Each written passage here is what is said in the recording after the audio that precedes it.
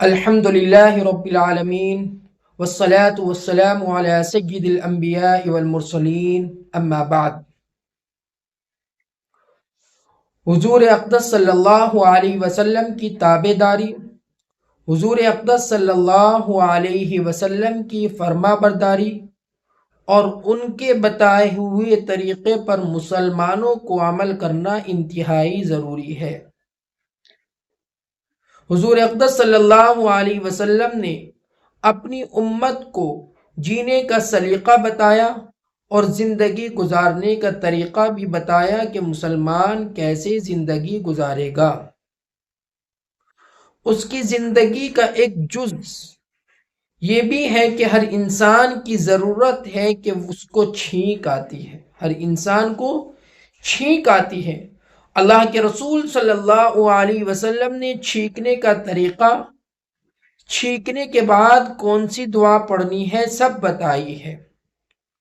تو حضور پاک صلی اللہ علیہ وسلم کی سنت کو زندہ کرنا ہمارے لیے انتہائی ضروری ہے۔ چھینکنے کے وقت جو اللہ کے رسول صلی اللہ علیہ وسلم نے سنتیں بتائی ہیں ان پر عمل کرنا بھی ہمارے اوپر لازم اور ضروری ہے۔ انسان کو جب چھینک آتی ہے تو یہ چھینکنا اس کی صحت مند ہونے کی علامت ہے، اس کے تندرست ہونے کی علامت ہے۔ بخاری شریف کی روایت ہے، اللہ کے رسول صلی اللہ علیہ وسلم ارشاد فرماتے ہیں، ان اللہ یحب العطاس، اللہ تبارک و تعالی چھینک کو پسند فرماتے ہیں، کیونکہ جب انسان چھینکتا ہے اس کا ناک کان صاف ہو جاتا ہے، دماغ کے اندر تر و تازگی آ جاتی ہے۔ اب اس کو اعمال کرنے میں، خواہ وہ دنیاوی اعمال ہو یا اخروی اعمال ہو، چستی پیدا ہو جاتی ہے، اس کے اندر نشاط پیدا ہو جاتی ہے۔ اس لیے چھینک کو اللہ کے رسول صلی اللہ علیہ وسلم فرماتے ہیں، اللہ تعالیٰ اس کو پسند فرماتے ہیں۔ حضرت آدم علیہ نبینا علیہ السلام کے جسم اطہر میں جب اللہ تبارک و تعالیٰ نے روح ڈالی تو روح ڈالنے کے بعد سب سے پہلے حضرت آدم کو چھینک آئی، اور اللہ تبارک و تعالیٰ کی توفیق سے حضرت آدم علیہ السلام نے کہا الحمدللہ۔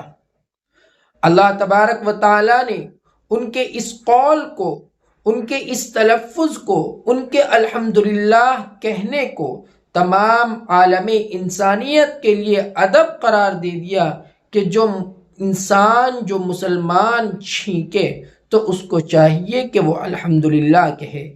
حضور اقدس صلی اللہ علیہ وسلم ارشاد فرماتے ہیں، جب تم میں سے کسی کو چھینک آئے تو اسے چاہیے کہ وہ الحمدللہ کہے، اور وہ شخص جو چھینکنے والے کے پاس بیٹھا ہے، اس الحمدللہ کہنے والے کے پاس بیٹھا ہے، اس نے اگر یہ بات سن لی، الحمدللہ سن لیا، تو اس پر حق اور لازم یہ ہے کہ وہ اس کا جواب یرحمک اللہ کے ذریعے دے، یعنی اس کو یرحمک اللہ کہے، یعنی یرحمک اللہ کہے، اللہ تجھ پر رحم فرمائے۔ اب چھینکنے والا بھی اس کو دعا دے گا۔ حضور اقدس صلی اللہ علیہ وسلم فرماتے ہیں، اب چھینکنے والا اس کو کہے گا یہدیکم اللہ ویصلح بالکم۔ تو یہ چھینکتے وقت دعا پڑھنا آپ علیہ السلام سے مروی ہے کہ جب چھینک آئے تو چھینکنے والا الحمدللہ کہے۔ اب جو اس کے پاس بیٹھا ہوا ہے، اس کا بھائی، اس کی بہن، اس کے والد، اس کا بیٹا، جو بھی بیٹھا ہے، اس کو چاہیے کہ وہ اس کا جواب یرحمک اللہ کے ذریعے دے۔ اب چھینکنے والا بھی اس کو جواب دے گا یہدیکم اللہ ویصلح بالکم، کہ اللہ تجھ کو ہدایت دے اور تیرے حال کو درست فرمائے۔ تو آپ علیہ السلام نے چھینکنے کے وقت ان دعاؤں کو بیان فرمایا ہے۔ اب سوال یہ پیدا ہوتا ہے، اگر چھینکنے والا الحمدللہ ہی نہ کہے تو اب ہمیں کیا کرنا ہے؟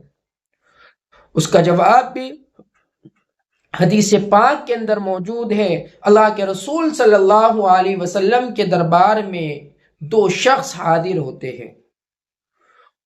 پہلے کو چھینک آتی ہے تو وہ الحمدللہ کہتا ہے، آپ علیہ الصلاۃ والسلام اس کا جواب یرحمک اللہ کے ذریعے دیتے ہیں۔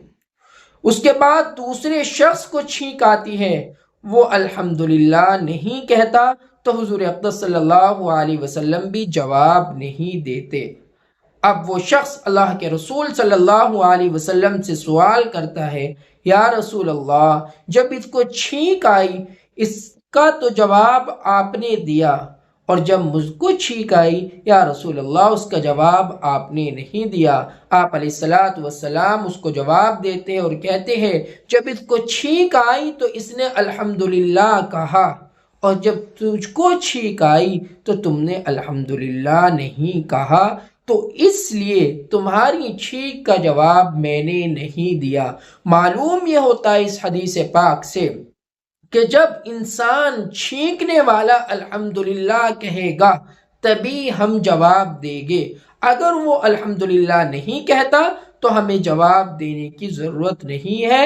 البتہ اب ہم اس کو سمجھائیں، اس کو بتائیں کہ اللہ کے رسول صلی اللہ علیہ وسلم کی سنت چھینکتے وقت یہ تھی کہ آپ علیہ الصلاۃ والسلام نے یہ تعلیم دی۔ یہ روایت بخاری شریف کے اندر موجود ہے، اذا عطس احدکم فحمد اللہ، جب تم میں سے کسی کو چھینک آئے اور وہ اللہ کی تعریف کرے، کان حقا علی کل مسلم سمعه ان یقول له یرحمک اللہ، تو تم اس کا جواب یرحمک اللہ سے دو جب تم نے اس سے الحمدللہ کو سنا ہو۔ دوسری بات یہ، حضور اقدس صلی اللہ علیہ وسلم کو جب چھینک آتی تو آپ کیسے چھینکتے تھے؟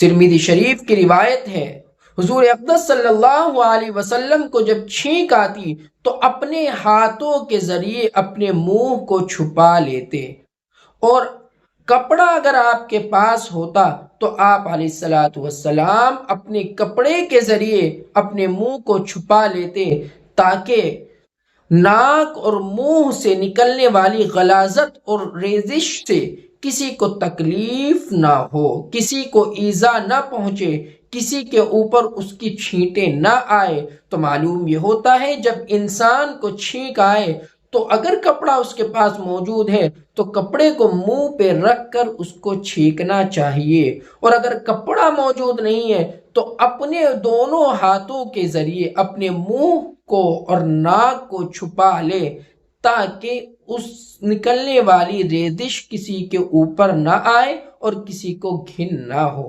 اور حدیث پاک میں آتا جب آپ کو چھینک آتی وغض بها صوتہ، تو اپنی آواز کو پست کر لیتے، ہلکی کر لیتے، آپ زور سے نہیں چھینکتے تھے۔ تو یہ آپ علیہ الصلاۃ والسلام کا چھینکتے وقت طریقہ تھا کہ آپ صلی اللہ علیہ وسلم ایسے چھینکتے تھے۔ اللہ تبارک و تعالی ہمیں عمل کرنے والا بنائے اور سنت کے مطابق اپنی زندگی کو گزارنے والا بنائے۔